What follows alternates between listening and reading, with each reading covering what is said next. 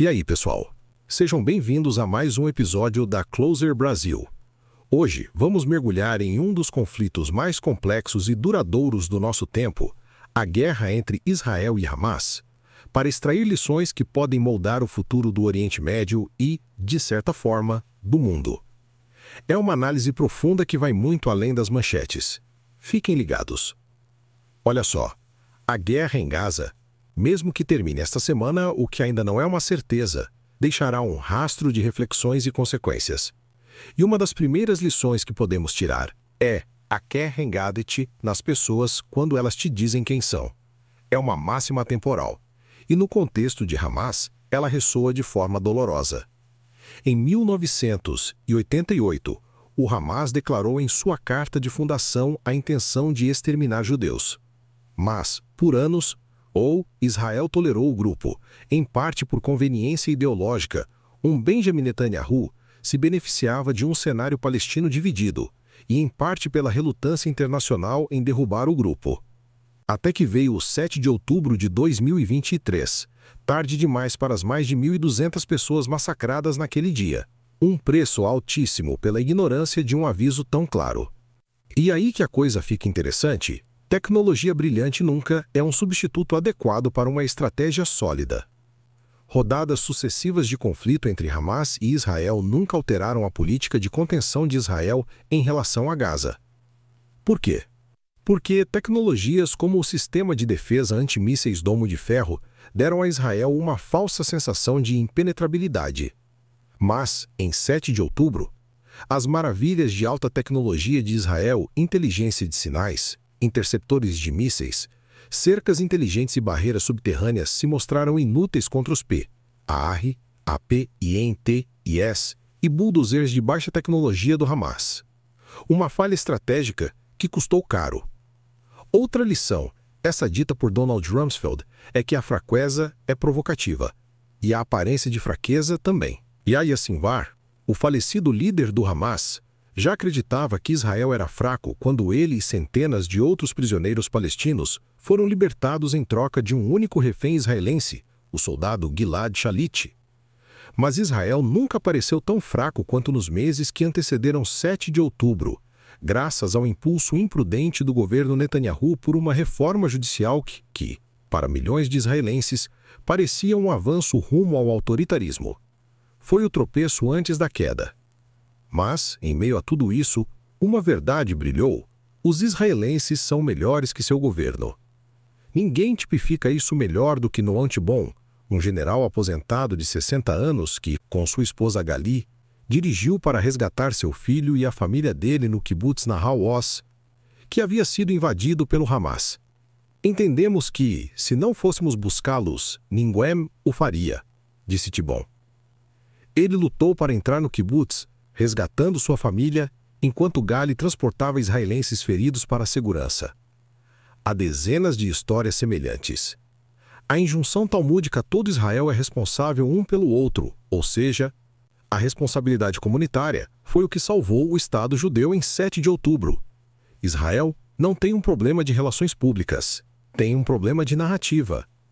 É uma ironia que ativistas anti-Israel de Montreal a Melbourne, falando línguas europeias e vivendo em terras frequentemente roubadas de seus habitantes originais, tenham escolhido Israel, falante de hebraico, como o epítome do colonialismo de colonos. Na verdade, o sionismo está entre os mais antigos movimentos anticoloniais da história, apresentando lutas contra senhores de Babilônia, Grécia, Roma, Constantinopla, Istambul e, até 1948, Londres. O argumento que os apoiadores de Israel precisam fazer é sobre o direito indissolúvel do país de existir como um Estado judeu não diferente, por exemplo, do direito dos irlandeses a um Estado irlandês ou dos gregos a um grego. Não pode ser um debate sobre quem é a maior vítima, judeus ou palestinos. Israel veio à existência para acabar com a vitimização judaica, não para exibi-la.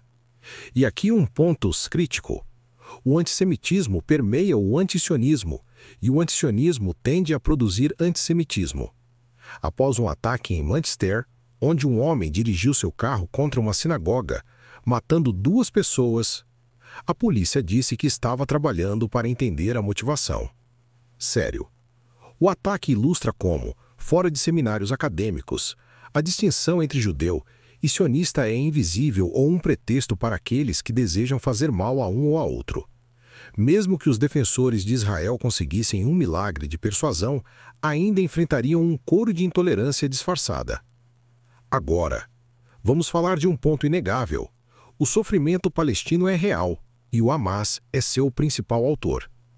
Para aqueles que passaram os últimos 2 anos gritando cessar fogo agora, em comícios anti-Israel, eles negligenciam mencionar como Hillary Clinton apontou que havia um cessar-fogo antes de 7 de outubro de 2023, que o Hamas violou da maneira mais grotesca possível. E quanto àqueles que, com razão, denunciam o sofrimento de civis palestinos, eles devem igualmente lamentar o fato de que o Hamas, contínua e deliberadamente, colocou os civis de Gaza em perigo ao travar a guerra por baixo, por trás e entre eles. Esta guerra poderia ter terminado a qualquer momento nos últimos 2 anos se o Hamas depusesse suas armas, o que, mesmo agora, ele reluta em fazer. Por que tantos ditos manifestantes pela paz, que fizeram exigências incessantes a Israel, nunca fizeram exigências ao Hamas? E aqui está a dura realidade. Não haverá Estado palestino se o Hamas ou outros grupos militantes sobreviverem como força militar ou política. Gestos diplomáticos ineficazes, como o recente reconhecimento de um Estado palestino por França e Reino Unido, não farão nada para pressionar ou persuadir os israelenses a replicar sua experiência em Gaza, retirada seguida de guerra interminável em uma escala muito maior na Cisjordânia. O único caminho viável para um Estado palestino sustentável é uma revolução cultural entre os palestinos que acabe, de uma vez por todas, com a fantasia da destruição de Israel.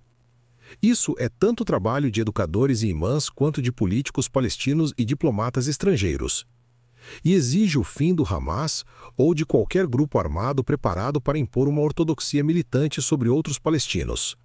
O que, poderíamos perguntar, Reino Unido e França estão preparados para fazer por isso? Quer ter influência sobre as políticas de Israel? Aproxime-se. Por que Netanyahu cedeu a Donald Trump e cancelou ataques ao Irã? Ou concordou com o plano de paz de 20 pontos de Trump? Porque a maioria dos israelenses acredita com base em suas decisões de mover a embaixada do ZEUA para Jerusalém, reconhecer a soberania israelense sobre as colinas de Golã e bombardear locais nucleares do Irã que ele é o melhor amigo que já tiveram na Casa Branca. Se líderes como Emmanuel Macron da França e Keir Starmer do Reino Unido quisessem ser igualmente eficazes, eles aprenderiam a lição em vez de apenas jogar para a plateia. Para todos os seus horrores indubitáveis, esta guerra pode, em última análise, ser lembrada como libertadora. Libertadora para os libaneses, que, pela primeira vez em 2 gerações, têm uma chance realista de se libertar do jugo do controle insidioso do Hezbollah sobre sua política. Libertadora para os sírios, que não teriam sido capazes de derrubar o regime de Bashar al-Assad se Israel não tivesse primeiro dizimado os ajudantes de al-Assad no Hezbollah. Libertadora para os drusos do sul da Síria, que estão sendo protegidos pelos militares israelenses. Libertadora, potencialmente, para os iranianos, cuja liderança está agora em seu ponto mais fraco em décadas, graças à humilhação militar que experimentaram nas mãos de israelenses e americanos. E libertadora para os habitantes de Gaza, que sofreram sob o aparato doméstico do Hamas, semelhante à Stasi, e sua disposição de iniciar guerras que sabiam que trariam sofrimento. É uma perspectiva complexa, mas que merece nossa atenção.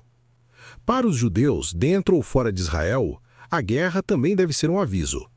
Depois de mais de 3.000 anos de história, a condição judaica permanece a mesma precária. E embora amigos e aliados sejam bons, algo mais não mudou. Estamos sozinhos. A sobrevivência significa aprender a viver com isso. Uma lição dura, mas essencial. Meu nome é Misael Xavier e esse foi mais um episódio do podcast de notícias da Closer Brasil. Se você chegou até aqui, é porque realmente se importa com informação de qualidade. E é exatamente por isso que criamos este espaço, para quem não se contenta com manchetes superficiais e quer entender o que realmente está acontecendo no mundo. Aqui na Closer Brasil, nossa missão vai muito além de apenas informar. Todos os dias, mergulhamos fundo nos bastidores da política, da tecnologia, da economia e dos acontecimentos que estão moldando o nosso futuro. Trazemos análises exclusivas, contextos que você não encontra em outros lugares e uma visão completa dos fatos que realmente importam. Se você acredita que estar bem informado é fundamental para tomar melhores decisões e entender o mundo ao seu redor, este é o seu lugar. Com apenas 2 cliques, você pode se inscrever no canal e ativar o sininho das notificações. Assim, você nunca mais perde nossas análises profundas e fica sempre um passo à frente. Não deixe que as informações mais importantes passem despercebidas. Clique agora no botão de inscrever-se, ative as notificações e venha fazer parte da nossa comunidade de pessoas que, assim como você, querem decifrar o impacto real das notícias no futuro que estamos construindo juntos. Nos vemos no próximo episódio.